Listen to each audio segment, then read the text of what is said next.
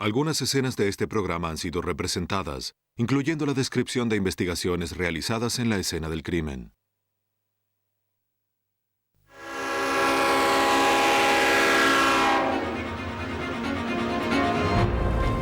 En Florida, un tren embiste a una joven.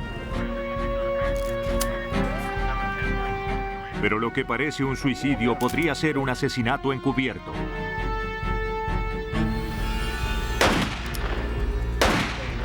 Una mujer desaparece de su casa de Arizona. Al no haber un cadáver, la policía debe basarse en apenas unas gotas de sangre para descubrir su destino. En California, la policía acude a la escena de un doble homicidio.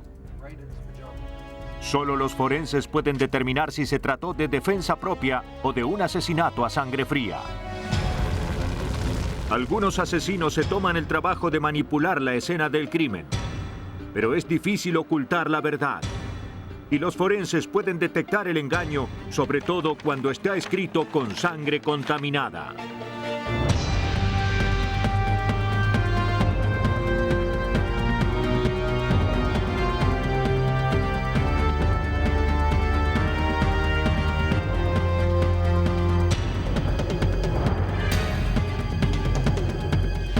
Los nuevos detectives.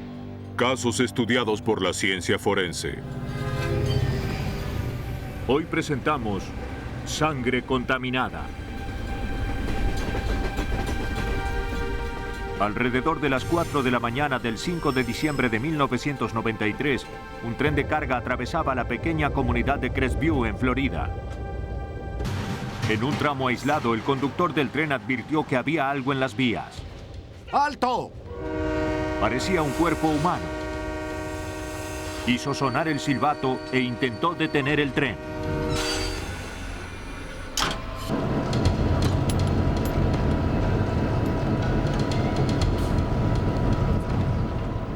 Debajo del tren de 12 toneladas se encontró el cuerpo sin vida de una mujer. ¡Charlie! El conductor del tren pidió ayuda por radio. En cuestión de minutos, oficiales y personal de emergencias del Departamento de Policía de Crestview acudieron al lugar. La víctima, una mujer joven, presentaba grandes lesiones en la cabeza y en el pecho. Estaba parcialmente cubierta por una chaqueta negra manchada con sangre. La policía empezó a buscar algún tipo de identificación que les permitiera saber quién era la mujer, pero no encontraron nada. Muy bien, Richard. ¿Dónde? Se halló sangre en las vías y en unas piedras a poca distancia de la víctima, todo lo cual indicaba cuál había sido el punto de impacto. Se encontraron hebras de cabello y gotas de sangre en la parte delantera del tren.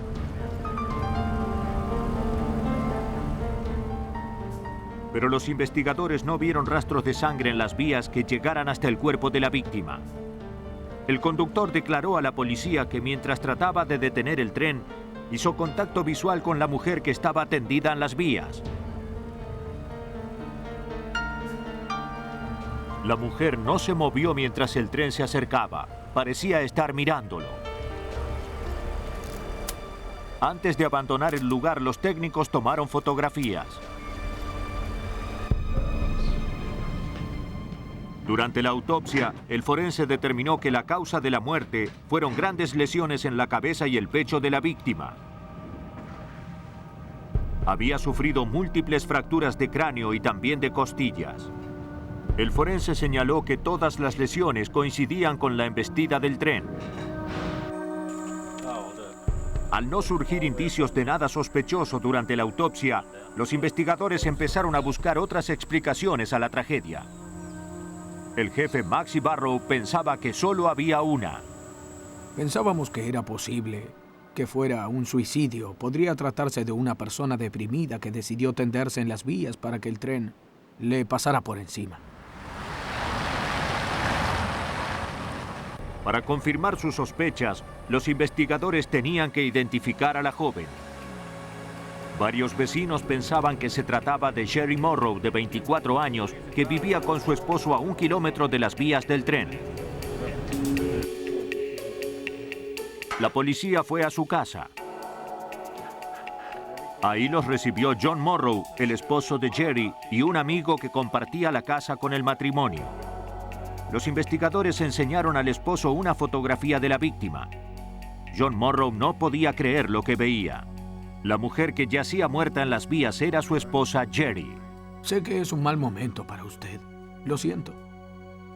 Morrow dijo que él y Jerry habían peleado la noche anterior. Y por esa razón hacemos esta investigación.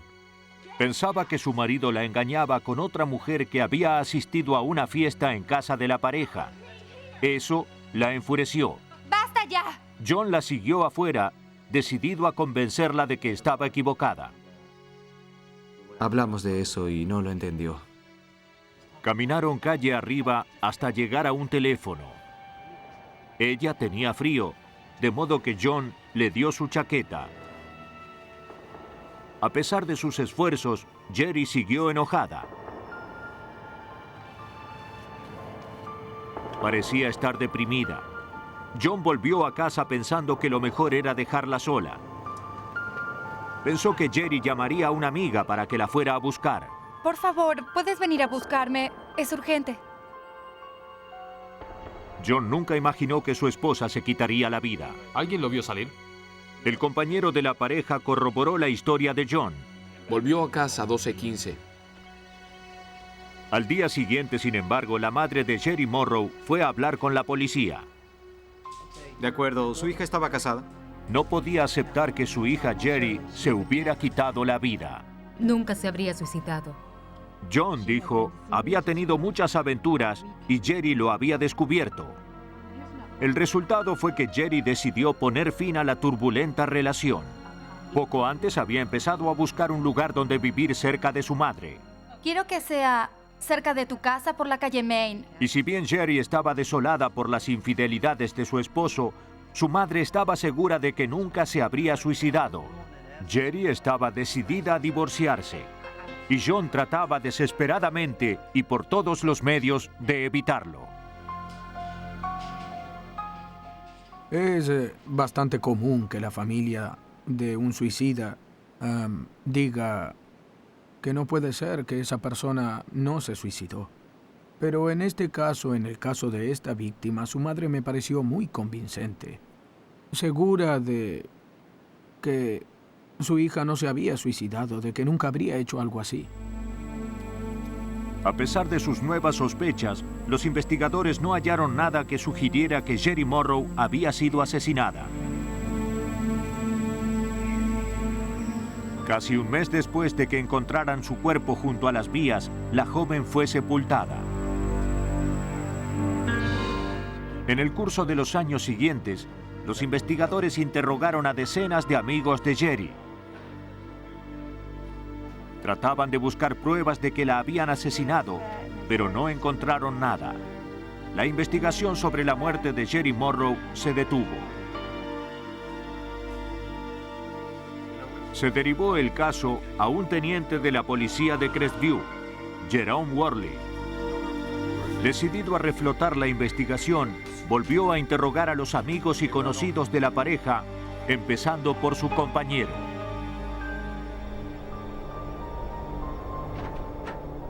Este volvió a corroborar la historia que John había relatado 2 años antes. La noche que Jerry murió, dijo, John la había seguido cuando ella salió de la casa enojada. Regresó poco después y no volvió a salir. Los detectives sospecharon que el compañero de la pareja no decía la verdad. Por los elementos que tenemos hasta ahora, podría terminar acusándolo de complicidad, ¿entiende? Ante la amenaza de una acusación, cambió su versión. Dijo que John estaba harto de su esposa, que a menudo se jactaba de lo fácil que sería matarla y hacer pasar su muerte por un suicidio o un accidente. Dijo que la noche que Jerry murió, John salió tras ella y pasó varias horas fuera de su casa.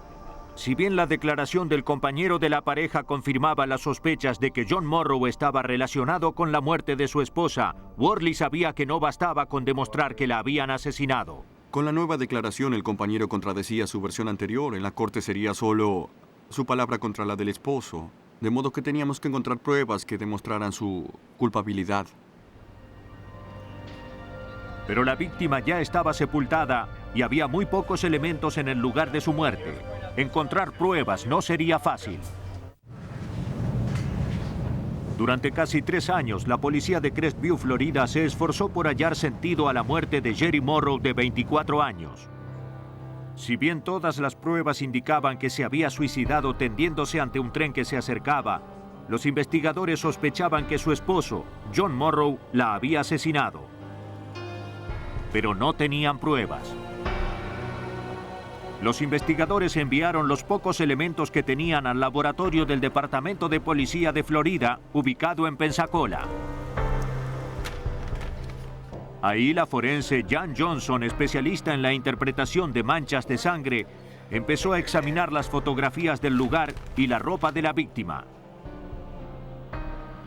Johnson se dispuso a analizar las manchas de sangre, comenzando por el lugar donde el tren había embestido a Jerry.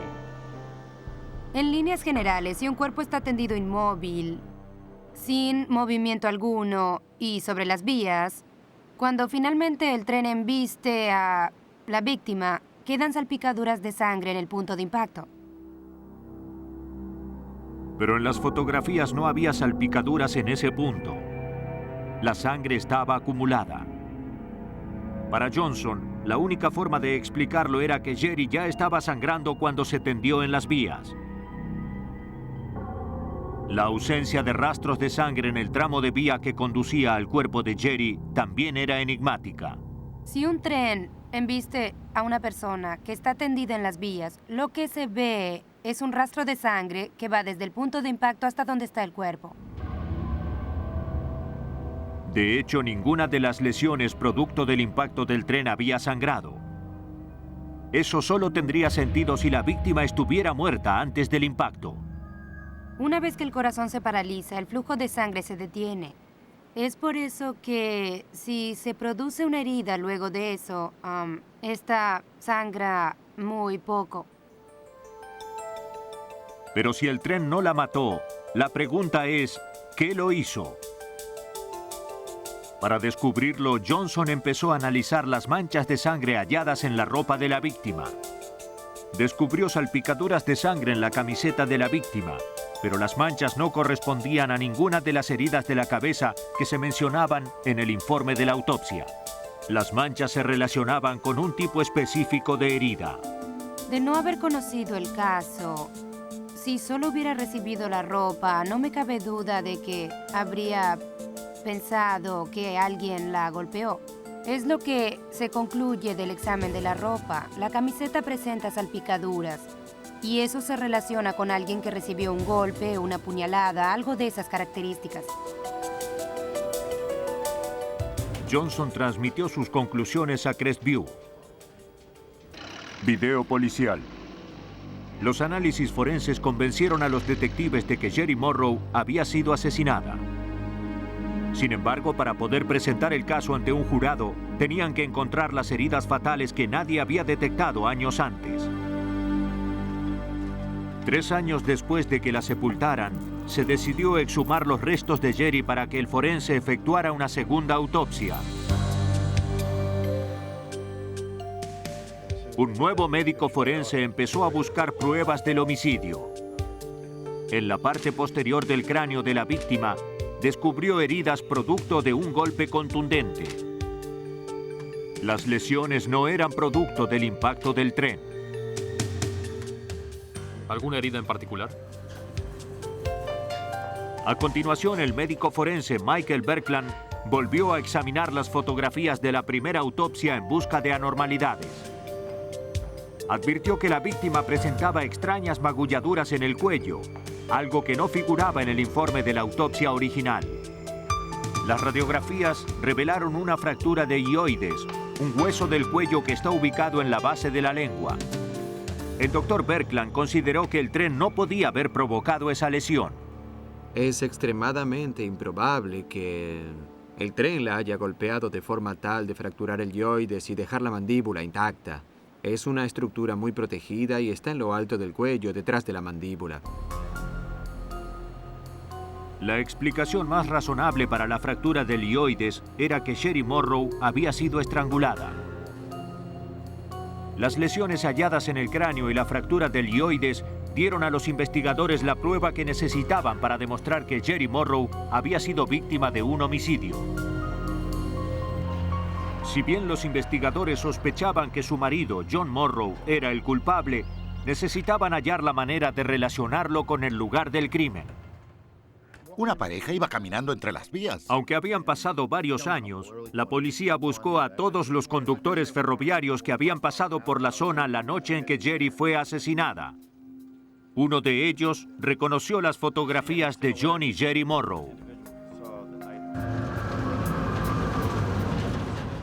La pareja, dijo, caminaba peligrosamente cerca de las vías. Parecían inmersos en una fuerte discusión y no hicieron caso cuando les advirtió del peligro. El conductor ferroviario recordaba bien que el hombre al que identificó como John Morrow llevaba puesta una chaqueta negra. El 29 de abril de 1997, John Morrow fue detenido y acusado de homicidio premeditado. Si bien insistió en que era inocente, la policía cree que cuando Jerry decidió poner fin a la relación, aceptar un divorcio fue demasiado para él. Sí, quiero un abogado. Deberá contestar algunas preguntas.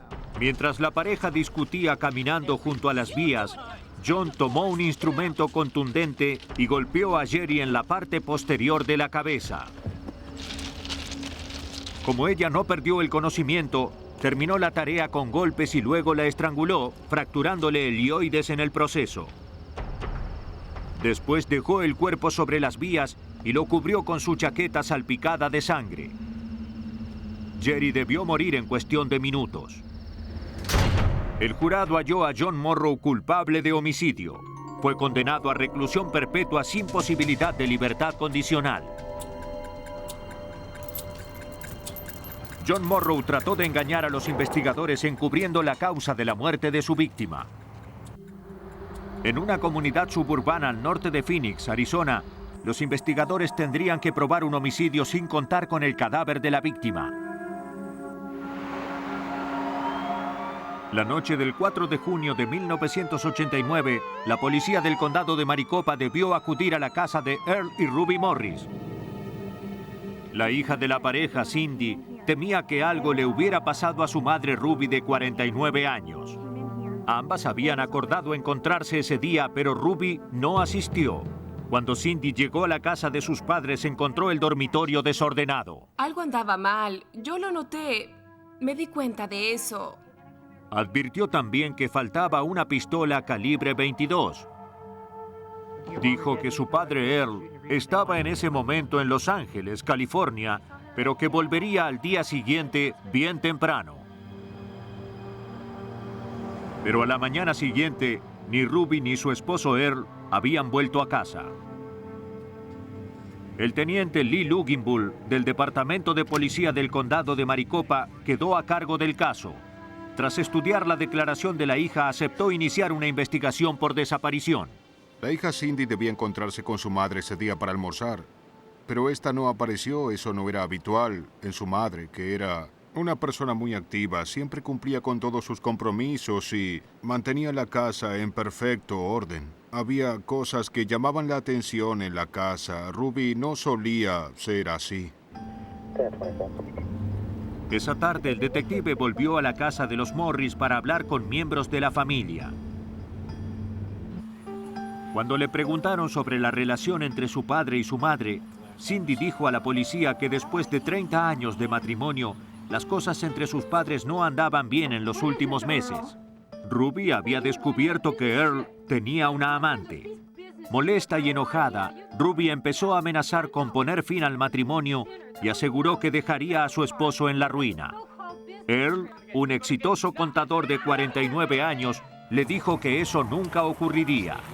Pero Cindy no podía imaginar que su padre fuera capaz de un acto de violencia. En medio de la conversación, Earl Morris volvió de su viaje.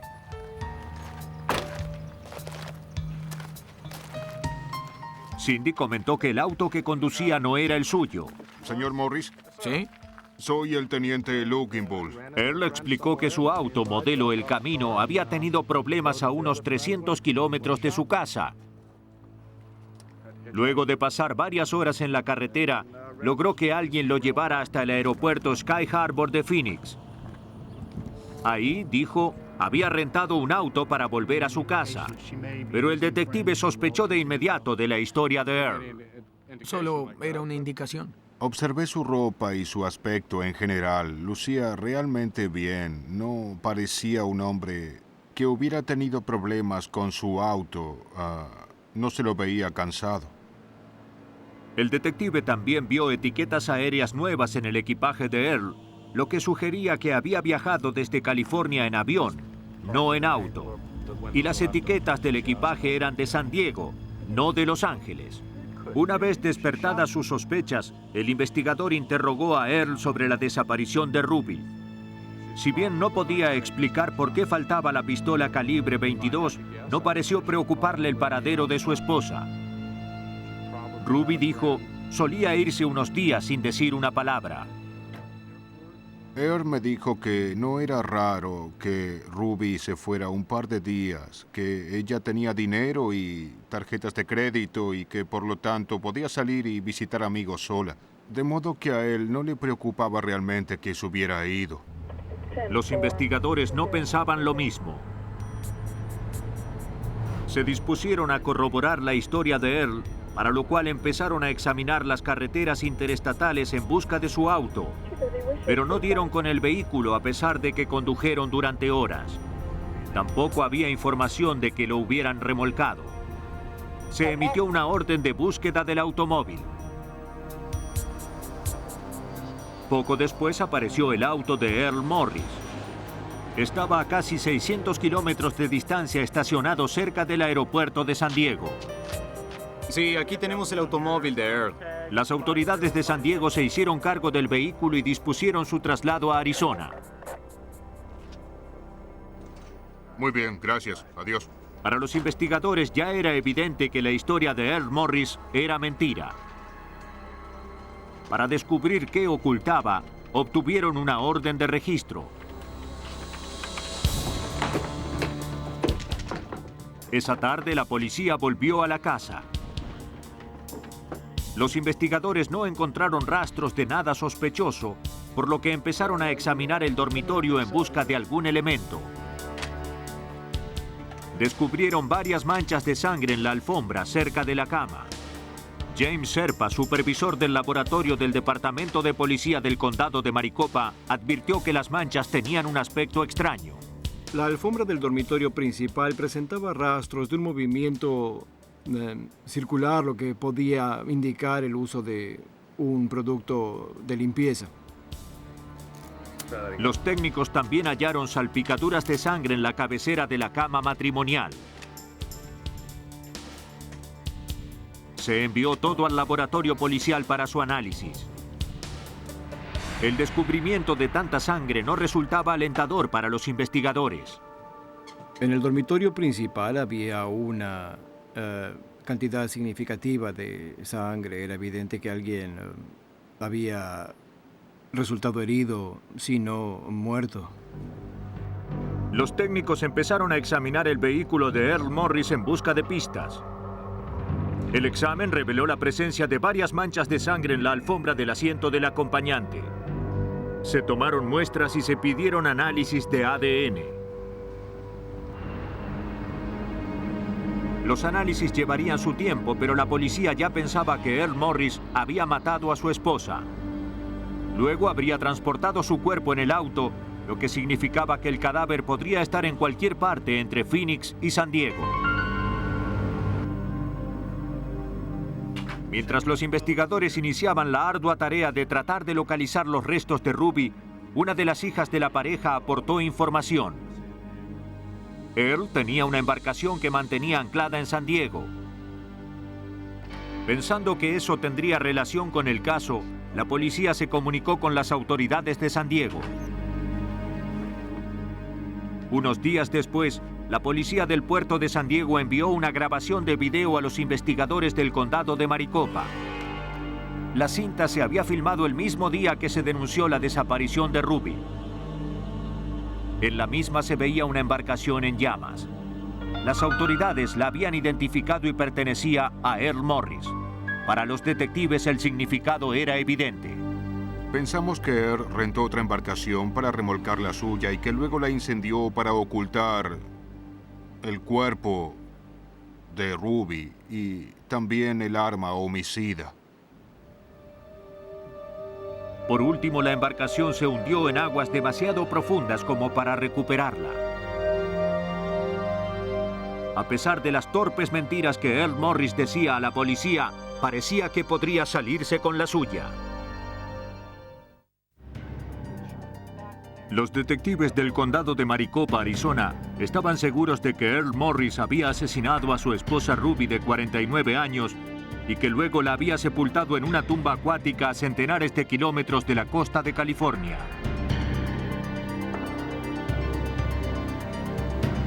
Pero sin el arma ni el cadáver de la víctima, tendrían que basarse en lo que hallara el forense para probar el homicidio. Y antes tenían que demostrar que la sangre encontrada en el auto de Earl pertenecía a su esposa.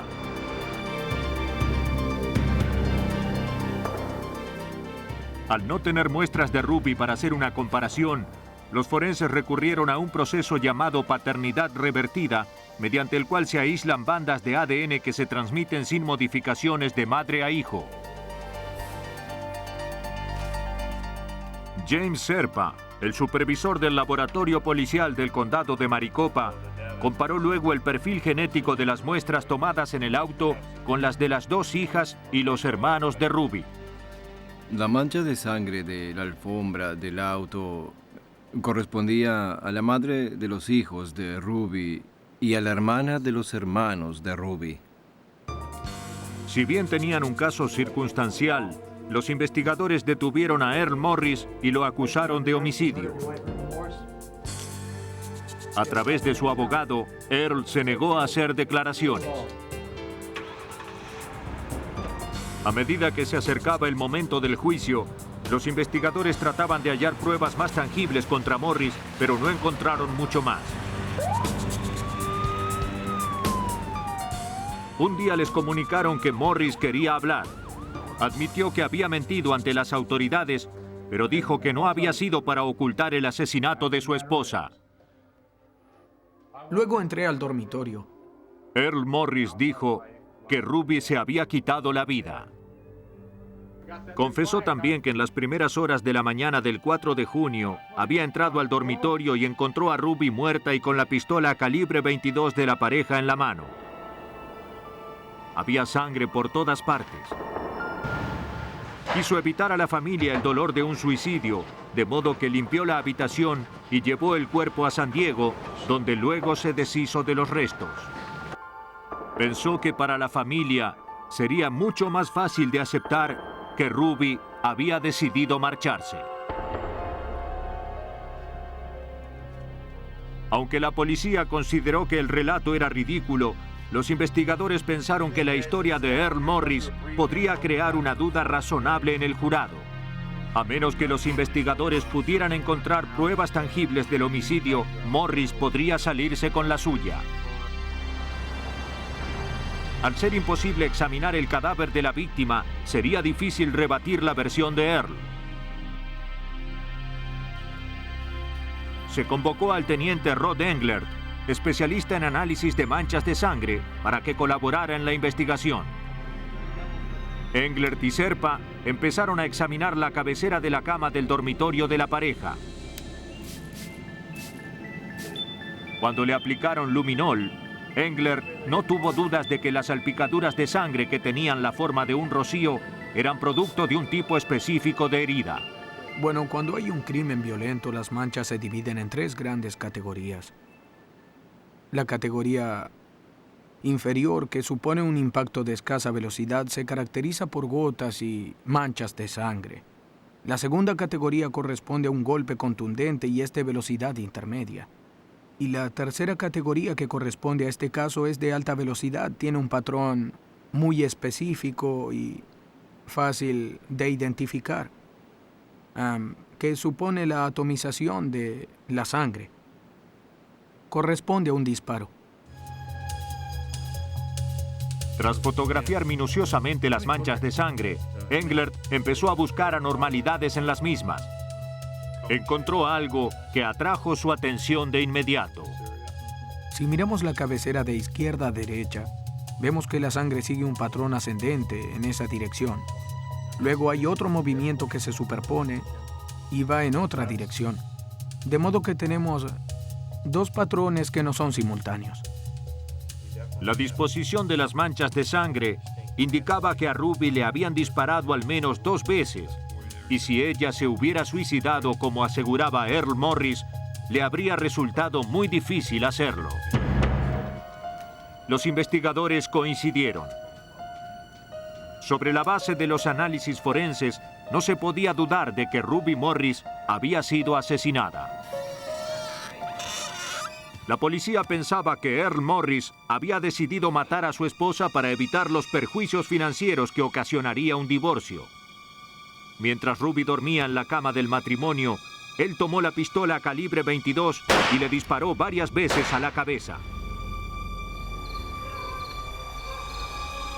Tras limpiar el lugar del crimen, colocó el cuerpo ensangrentado en su auto y condujo varios centenares de kilómetros hasta San Diego. Una vez ahí, trasladó el cadáver y el arma homicida a su embarcación. Luego la incendió y volvió a la costa donde inició el proceso de encubrimiento. Con la ayuda del análisis de las manchas de sangre que hizo Rod Englert, Earl Morris fue condenado a reclusión perpetua por homicidio premeditado. Había sangre en la cama. Earl Morris trató de explicar la muerte de su esposa diciendo que se había suicidado.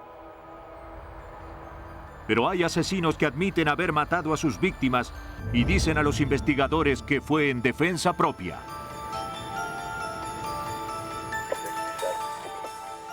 A la 1:30 de la mañana del 18 de octubre de 1984, el Departamento de Policía del Condado de Sacramento recibió un llamado de emergencia. Brett Harris, de 24 años, dijo que su madre Bárbara había sido asesinada. Su padrastro, Bob Gisler, también estaba muerto. Los oficiales del condado de Sacramento acudieron al lugar. Cuando se acercaban a la casa, descubrieron algo extraño. ¡Bajen ese árbol! Un hombre al que se identificó como Brett Harris se había escondido en un árbol y uno de los oficiales lo descubrió. Ve allí. Luego de bajarlo, los oficiales ingresaron a la casa. Venga por aquí. Sí, ya voy. Vamos. En el dormitorio principal se descubrió una escena aterradora. Una mujer yacía muerta sobre la cama. En el suelo había otro cadáver. Más oficiales del Departamento de Policía del Condado de Sacramento acudieron a la casa de Bob Gisler, de 52 años, y su esposa Bárbara, de 55. La pareja había sido asesinada. Los investigadores interrogaron al hijo de Bárbara, Brett Harris, que había llamado a la policía. Brett dijo que a la 1:30 de la mañana oyó mucho ruido y luego un grito procedente del dormitorio de sus padres.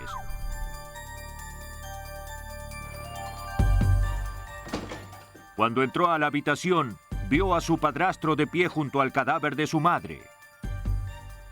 También vio el mango de un hacha en el suelo. ¿Qué haces? Cuando quiso avanzar, su padrastro lo atacó con una cortadora.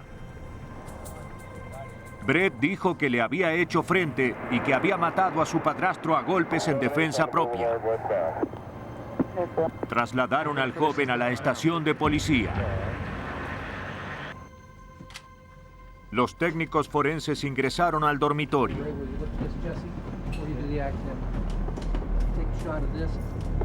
Según Brian Kennedy, el investigador que examinó el lugar del crimen, ambas víctimas habían muerto a golpes.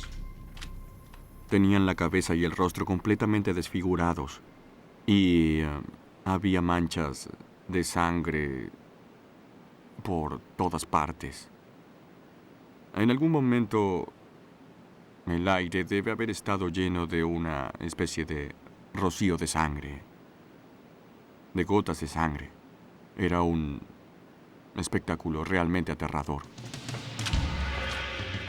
Los técnicos empezaron a buscar pruebas que les permitieran reconstruir lo que había pasado en la habitación. Además del mango de un hacha, los investigadores también encontraron una cortadora ensangrentada sobre el pecho de Bob Gisler. Se fotografiaron minuciosamente las manchas de sangre. En la estación de policía, los investigadores trataban de obtener respuestas coherentes por parte de Brett Harris. Este no respondía a las preguntas y empezó a desvariar sobre el diablo y demás cosas sin sentido. Los oficiales fotografiaron varias heridas superficiales que el joven tenía en el cuerpo. ¿Tiene otras? La policía también estudió las manchas de sangre que tenía en la ropa.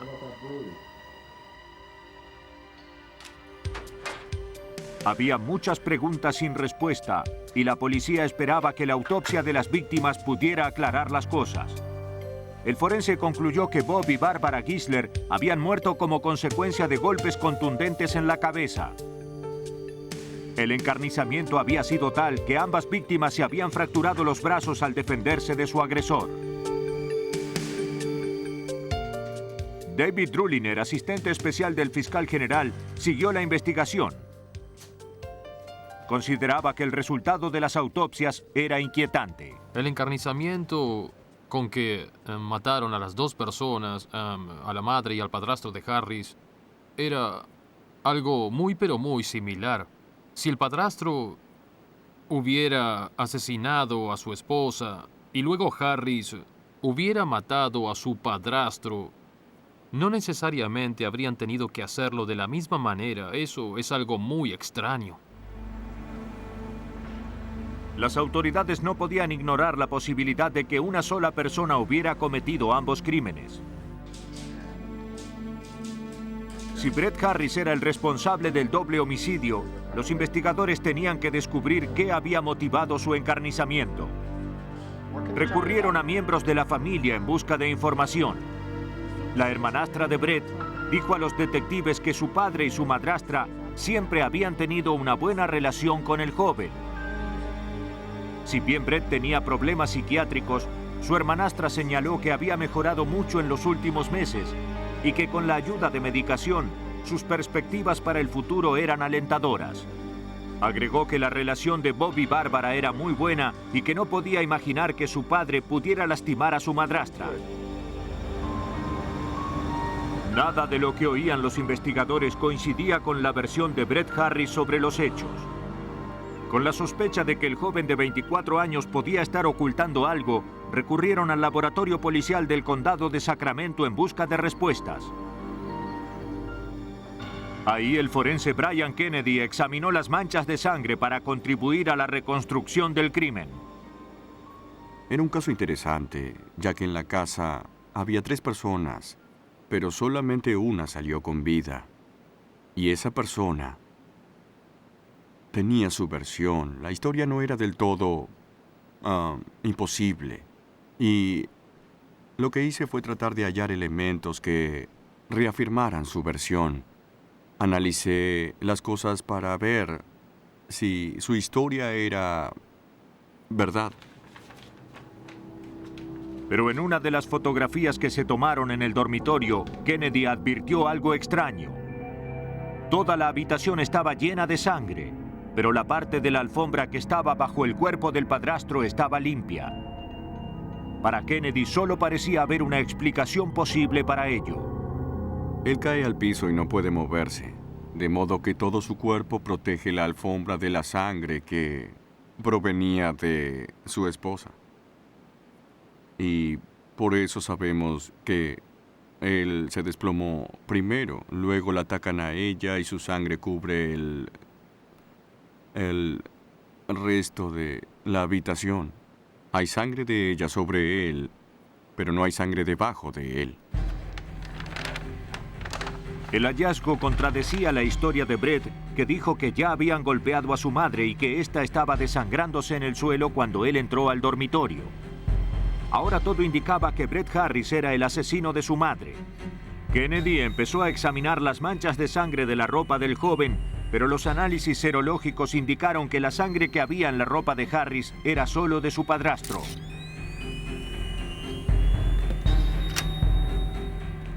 Kennedy se preguntó si sería posible que Brett hubiera golpeado a su madre y evitado mancharse de sangre. Para averiguarlo, ideó un experimento. Adoptó la posición del agresor y empezó a golpear esponjas embebidas en sangre con un instrumento de madera. Quería comprobar si la sangre salpicaba su ropa. El resultado lo sorprendió. Las primeras 2 veces que golpeé, hice a un lado la cabeza para evitar mancharme mucho de sangre, pero descubrí que no me manchaba. Me fui distendiendo cada vez más. Empecé a golpear cada vez con mayor fuerza y toda la sangre iba hacia los lados. Era muy poca o nada la sangre que salpicaba en dirección a mí. Kennedy había demostrado que el asesino de Bárbara pudo haber evitado mancharse de sangre. Tenemos mucha información que vamos a considerar. Si se sumaba a eso el resto de los elementos, era evidente que la historia de Brett Harris era una mentira.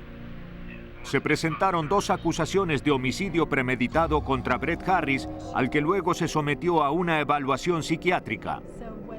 Esta vez admitió ambos crímenes, pero insistió en que los había cometido en defensa propia. Explicó que sus padres estaban poseídos. Brett presentó una solicitud de absolución por insanía. Si bien a Brett le habían diagnosticado antes un trastorno mental, los fiscales pensaban que la historia que contaba era solo un intento desesperado de escapar a la justicia. No estaba loco. A lo que me refiero es a que era consciente de sus actos, sabía que estaba matando a 2 seres humanos y sabía que eso estaba mal. No cabe duda de que la respuesta a esas preguntas es sí, sabía que estaba mal. Si no, ¿por qué él llamó a la policía de inmediato? Sabía que era un crimen. Pero para obtener una condena, las autoridades necesitaban pruebas tangibles de que los asesinatos no eran producto de una mente enferma. Los forenses de Sacramento, California, demostraron que Brett Harris, de 24 años, había matado a golpes a su madre y a su padrastro. Mi padre gritó. Luego de que se presentaran 2 acusaciones de homicidio premeditado en su contra, el sospechoso dijo a los psiquiatras que Bob y Barbara Gisler estaban poseídos y que había matado a la pareja en defensa propia. Fue entonces cuando Brett Harris presentó un pedido de absolución por insanía. Para demostrar que mentía para evitar la pena de muerte, las autoridades recurrieron una vez más a las pruebas forenses. El forense Brian Kennedy empezó a examinar los elementos hallados en el lugar del crimen en busca de algo que pudiera demostrar que Brett Harris era consciente de sus actos en el momento de los asesinatos. Se concentró en la cortadora encontrada sobre el pecho de Bob Gisler. Tras examinar los informes de la autopsia, Kennedy consideró que no era probable que se hubiera usado la cortadora como arma contra Brett, como éste había asegurado. Las víctimas tenían los brazos fracturados. Si alguien se está defendiendo con los brazos y recibe un golpe que produce una fractura, lo más probable es que no pueda controlar nada de lo que tenga en las manos. No lo creo. No creo que se pueda seguir sosteniendo algo con los brazos fracturados, ni colocárselo sobre el pecho. No es posible. ¿Le hizo esos cortes? Sí.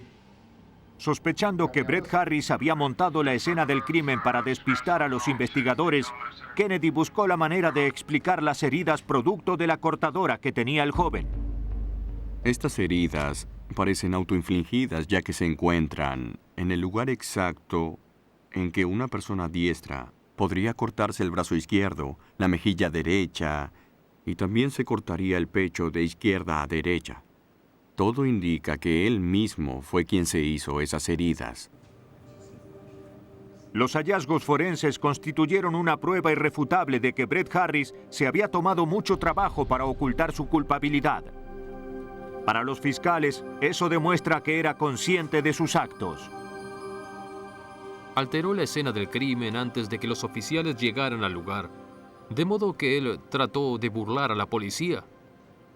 ¿Por qué hacerlo? ¿Para qué brindar una explicación? No era necesario.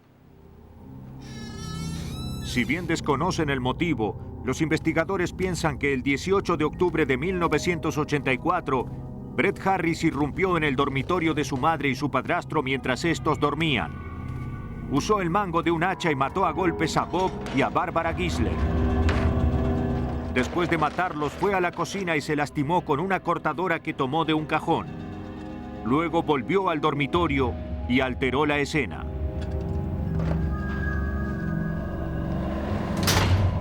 Al presentársele las pruebas, Brett Harris retiró el argumento de insanía.